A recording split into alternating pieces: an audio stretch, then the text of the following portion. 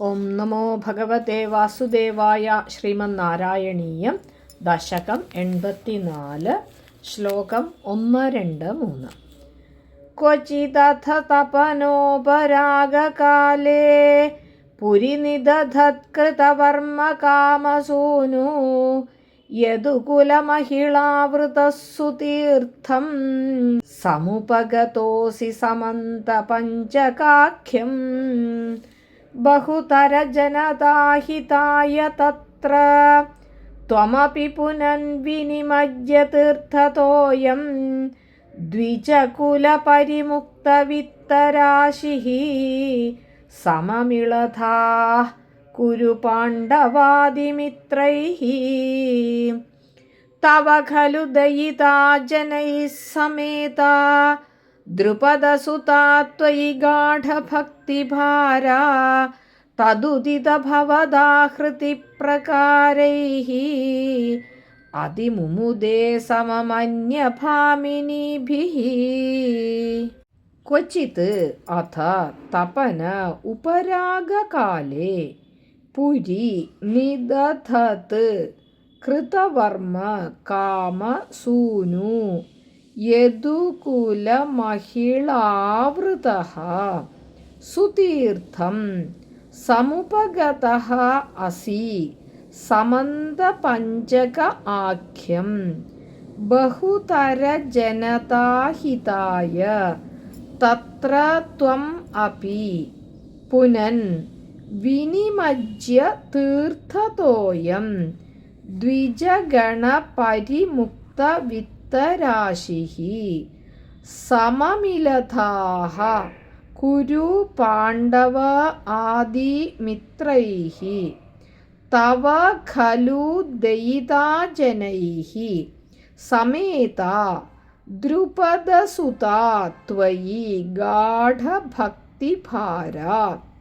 തത് ഉദിത ഭവത് ആഹൃതി പ്രകാരൈഃ അതിമുമുദേ സമം അന്യഭാമിനീഭിഃ. ഹരേ കൃഷ്ണ. സമന്ത പഞ്ചകയാത്രയാക്കും இந்த 84ാമത്തെ ദശകത്തിൽ ചൊല്ലണം. അഥ ത്വം ക്വചിത് തപനോപരാഗകാലേ. ഉപരാഗകാലം ചൊന്ന ഗ്രഹണ സമയം. തപനോപരാഗം ചൊന്ന സൂര്യഗ്രഹണം. അതുക്കപ്പുറം ഭഗവാൻ ഇരിക്കെ ഒരു സൂര്യഗ്രഹണ സമയത്തിൽ പുരി കൃതവർമ്മ കാമസൂനു നിദധത്. ദ്വാരകാപുരിയ കൃതവർമാവട്ടെയും അനിരുദ്ധൻ്റെയും കൊടുത്ത് നിങ്ങളിങ്ങനെ രക്ഷപ്പെടണം അപ്പടിന്ന് അങ്ങ ചൊല്ലി നിർത്തിയിട്ട് യദുകുല മഹിളാവൃതഃ യാദവന്മാരും സ്ത്രീകളും എല്ലാവരെയും കൂട്ടിന്ത് സമന്ത പഞ്ചകാഖ്യം സുതീർത്ഥം സമുപഗതഃ അസി. സമന്ത പഞ്ചകം ചൊല്ലപ്പെട്ട പുണ്യതീർത്ഥத்துக்கு പോന. இந்த செமந்த பஞ்சகத்தோடு പ്രത്യേകത എന്നത് എല്ലാവരും അപ്പടി ഉപരാഗ കാലത്തിൽ എപ്പോഴും ഗ്രഹണ സമയത്തിൽ ഭഗവാനെ നിറയെ പൂജ പണ്ണണം, നിറയെ ദാനം പണ്ണണം, നിറയെ ജപം പണ്ണണം, പുണ്യ ക്ഷേത്രങ്ങൾ ദർശനം പണ്ണണം, പുണ്യഘട്ടത്തിൽ സ്നാനം പണ്ണണം. ഇതാക്കും ചൊല്ലപ്പെട്ടു. അതാണ് ഉപരാഗകാലത്തിൽ നിങ്ങൾ എന്നെ പുണ്യകർമ്മങ്ങൾ ചെയ്തേളോ, എന്നെ കർമ്മങ്ങൾ ചെയ്താലും അതൊക്കെല്ലാം ഇരട്ടിക്ക് ഇരട്ടി ഫലം കിടക്കും എന്നുള്ളതൊക്കെ.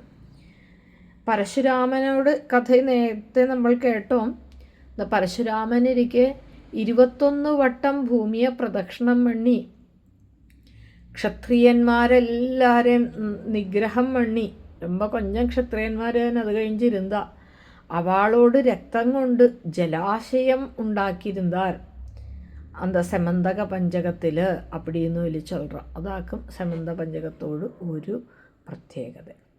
അതുക്കപ്പുറം ഭഗവാൻ ബലരാമൻ ഒരു കർമ്മവും ഇല്ലാത്ത ഭഗവാനാക്കും. ഭഗവാനോട് അംശാവതാരമാക്കും, വിഷ്ണുവോട് അംശാവതാരമാക്കും ബലരാമൻ.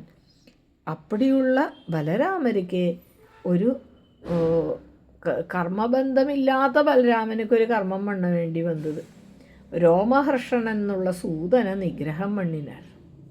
അതോട് പ്രായശ്ചിത്ത യാഗം இங்கே இந்த சமந்த பஞ்சகத்திலேயாക്കും ചെയ്ത. അപ്പോൾ அதுக்கு എന്നാക്കും കഥയെന്ന് തന്നെ ബലരാമർ ക്ഷേത്രാടനം ചെയ്യ പോവർ ഓരോ സ്ഥലങ്ങളാ പോയിന്തിരിപ്പർ.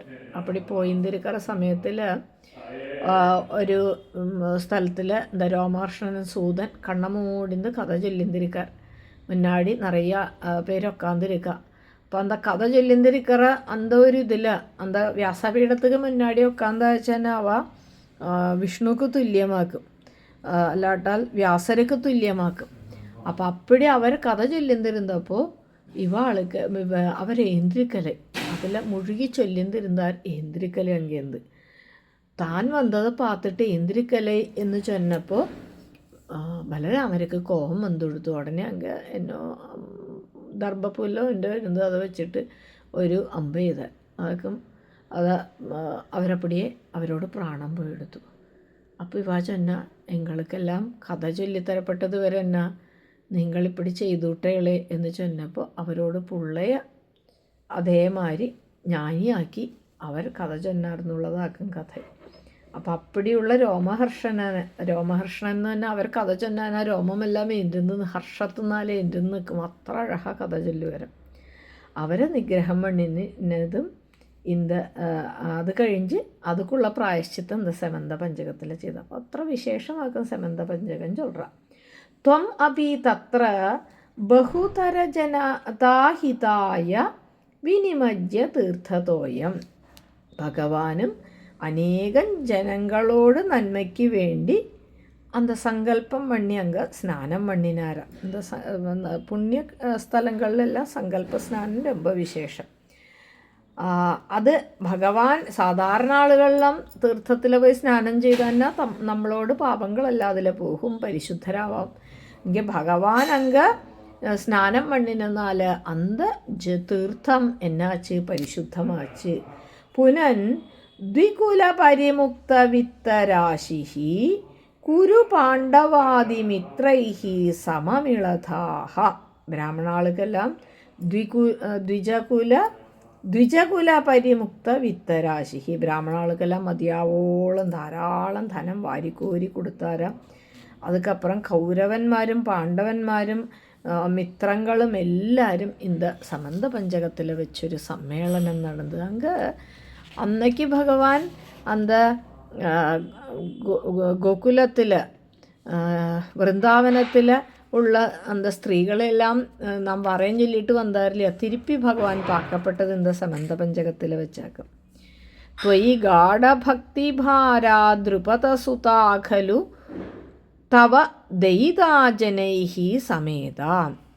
ഭഗവാൻ അത്യന്തം ഭക്തിവായ്പുള്ള, ഭഗവാനോട് എന്താ കരുണാകടാക്ഷം നിറയെ കടച്ച എന്താ പാഞ്ചാലി ദേവി തവ ദയിതാജനൈഹി ഭഗവാനോട് പ്രേയസി ജനങ്ങളെ കൂട്ടിന്ത്. ഭഗവാനോട് എന്താ 16,108 പത്നിമാർ കൂടെ ഇരുന്നത്. തതുദിത ഭവദാഹൃതി പ്രകാരൈഹി എപ്പിടി ഭഗവാൻ ഒങ്ങളെ സ്വീകരിച്ചാർ. അപ്പോൾ ഭഗവാനോട് ഓരോ വിവാഹങ്ങളെക്കുറിച്ച് അങ്ങ് തിരുപ്പിയും വർണ്ണിക്കറ. അന്യഭാമിനിഭിഹി സമം മറ്റ് സ്ത്രീകളോടൊപ്പം അതിമുമുദേ ഇതെല്ലാം ചൊല്ലി ரொம்ப സന്തോഷിച്ചു. അതന്നെ പാഞ്ചാലി ആദ്യം തന്നെ എനിക്ക് എപ്പിടി വിവാഹം നടന്നത് தெரியுமா, എന്നോട് அப்பா ഒരു പന്തയം വെച്ചിരുந்தாർ.